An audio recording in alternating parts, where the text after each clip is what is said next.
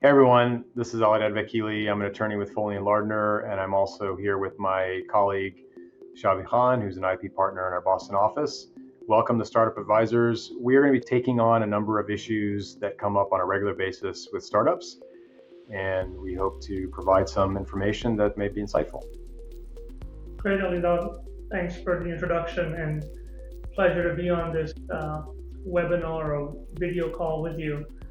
We've talked about money, we've talked about the founding team, and oftentimes they say the most important next step is your first hire as a startup.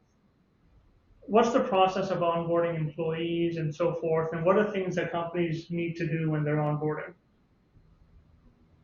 Yeah, that's a really important milestone for a company when they get to the point where they're hiring, certainly their first employee. What's really important to think about is making sure you've got all the proper documentation in place. And so for a number of reasons, which I'll go into, but basically it's if you're hiring an employee, you want to have typically an offer letter. We generally don't recommend doing an employment agreement, rather just an offer letter. Here's what you're going to be entitled to, but it's not an actual fixed term type of agreement. So certainly in California and other states, there is the concept of at-will employment. So basically you're hiring them at will. You can terminate that relationship with or without cause at any time. But that's typically all contained in the offer letter, including whatever the comp is in the package that you're offering. But hand in hand with that, oftentimes you'll see a agreement called a confidential information invention assignment agreement. So it's a wordy document, commonly referred to as a CIIAA. But basically, that document covers confidentiality. Whatever that employee is going to be learning, developing, creating that may be confidential or sensitive, that's going to be owned by the company, and they can't go and disclose it to others.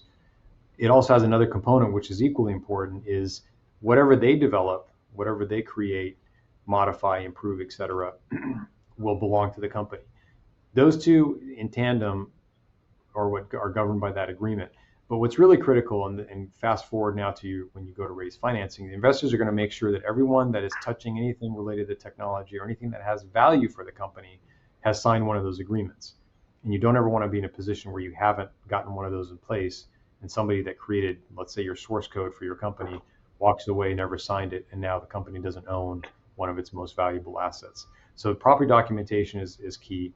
If they're going to get equity in the company, then you want to make sure you've also got documentation to cover the issuance or grant of that equity, whether it's stock or whether it's an option grant or what have you, that you've got good documentation to govern the grant of the equity, but also covering scenarios like the vesting of the equity over time. So if they leave at a point in time when they have invested, the company can acquire that stock or that equity back.